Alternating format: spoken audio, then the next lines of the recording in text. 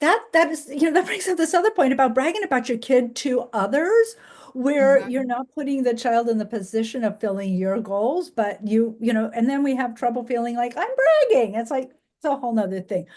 But the Yeah, other side of it is, how do we help a child feel that they are in connection with themselves right. rather than always attuning to and responding to and identifying with what is expected from the outside? That's Yes, right. really the rub. No, and to be clear, I mean, they need to hear, well, the parent needs to have that narcissistic investment. The child needs to have that intrinsic sense of, being satisfied with their own efforts, their own accomplishments. And so, if it's happening too much on the I'm proud of you side, you Mhm. risk underdeveloping that sense and creating sort of a reassurance dependency, right? And so that is definitely, concerning. I think it's like anything, small doses of non-ideal things, we can roll Yeah, with that.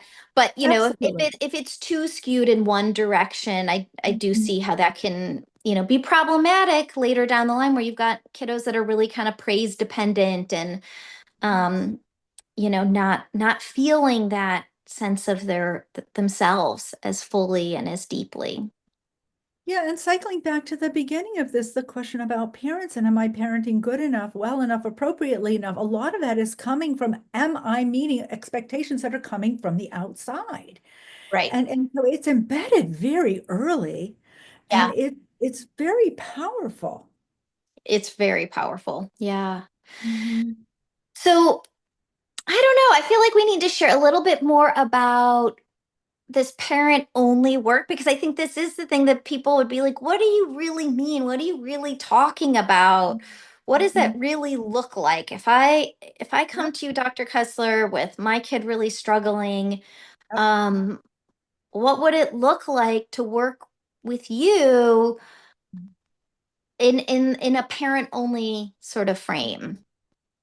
Well, I think you always have to meet the parent where they are. So what are their concerns, right? What are the things that really are top of mind that they are wanting to have addressed? Sometimes what they want to have addressed is what I call the product. It's the outcome, it's the behavior. And Mm-hmm. we tag that, and we might need to do something sort of on an immediate level just to begin to get some sense of feeling like, I'm not out on an island with no one helping me, but I'm really trying to drive into the process underneath the product so that we Mm. begin to start to deconstruct. What does it Yes. mean when your child does this or that? Can we shift to a place of looking at their many components that Mm-hmm. your child is operating behind the scene that is leading to this behavior to solve a problem? Mm-hmm.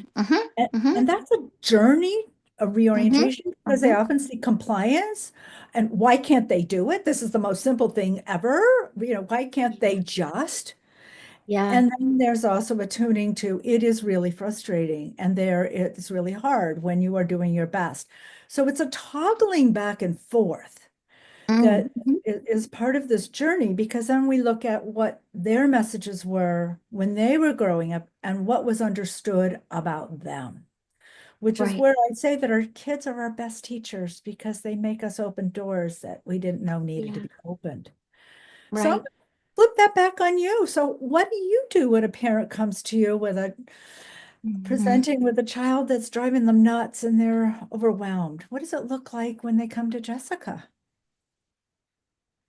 So, some kids are really struggling so much that even coming to therapy would just be out of the question. That Yes. would be a demand, that would be a transition, that would be, just too much. And so then it's kind of an easy shift. And the parent might even say, look, I don't even know if I could get them to you, but I know they need it. I know they need it. I say, well, let's pause and take a beat because maybe actually a better starting point might be you and I working together Mhm. so that I can really give you the support that you need. Your parenting journey is incredibly difficult based on what you've shared with me in 3 minutes, right? It's right off the bat. We get that.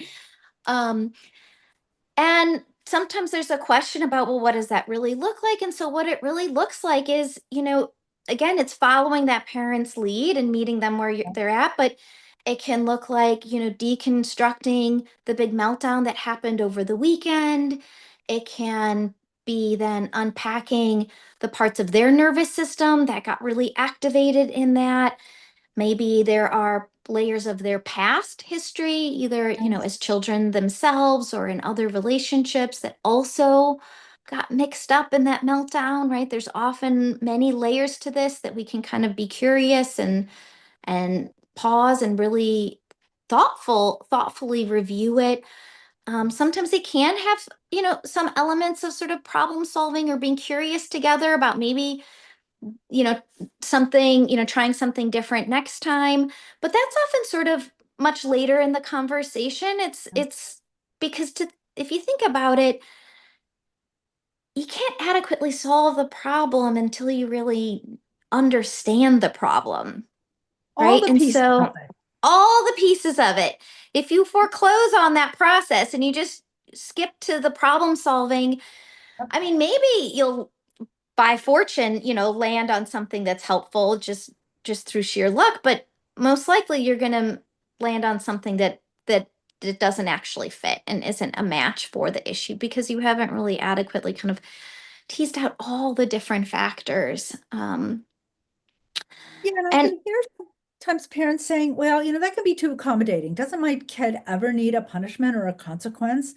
And I think Mhm, there is something to giving some um, conversation around what the mhm, function of that might be. Because when it's given out of rage or anger, right, then we know we're yeah. really in a dysregulated state as the parent. We're also Yeah. using fear and Yeah. control, Mhm. which breeds all sorts of other things later on. Right, Um, right. and it never teaches. But Mhm, sometimes natural consequences are helpful for a child to begin to learn that the environment is not as accommodating and they can have some maybe flexibility, some curiosity, some strategies because the world mhm. isn't going to accommodate to them 100%. Right, that is true. And I think It's a tricky one. it's tricky and it really depends on that child's individual kind of nervous system, how much tolerance they have for challenge, right? Because any kind of blocking of any goal is a challenge to one's nervous system. Some nervous systems can experience that challenge and recover from it, and it's unpleasant, but they can manage it. There are others that you need to be much more thoughtful about when and how and the nuance of what that challenge to the nervous system would look like, what that natural consequence might be. And so I'm Right. not an easy like yes or no. I'm a kind of a it depends. Absolutely. And I think in general, yes, there's always should be room for challenge. Mhm. um and yet it can look very different depending on, and even within the same child, different seasons, right? Sometimes we're in a better place and the Mhm. bandwidth or the window of tolerance is a little bit greater. Other Yeah. times it's much tougher. I think, right, as we're recording this, it's the end of a school year. I find that is often more depleted bandwidth, more narrow window of tolerance. Parents are Yes. kind of done. Kids are done. We're kind of limping to the finish line. So, Yeah. across the board, we might see capacities be really diminished. But, maybe in a month or two, we have a rebound and, we can kind of shift expectations again. So I see that as a dynamic Yeah. process of figuring out what is the right match in terms of, accommodating versus, kind of, holding some sorts of standards and expectations. Yeah, and I'm thinking of things like forgetting your lunch box Mm-hmm.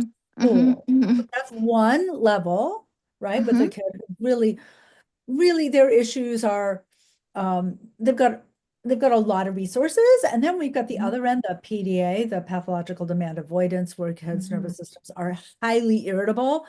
Right. So it's Right. really important to recognize that these recommendations are tailored to the particular profile of the child. Absolutely. Right. Because those two profiles, I would have vastly different, Yeah. ideas about how to manage a situation with those different nervous system capacities. And it's so frustrating to a parent, right? Who's doing everything they should do. So Mhm. back to this parent work and how to hold the respect for the deep distress inside of them that my child Mhm. can't even tolerate. Mhm. The pickup Yeah. time is 5 minutes later. Yep. And that exists. And that That is, exists. There are parents who are facing that or get beat up at home. yes. Or have their homes destroyed, TVs Yes. broken, windows broken, Yes. furniture. Um, I They're want to still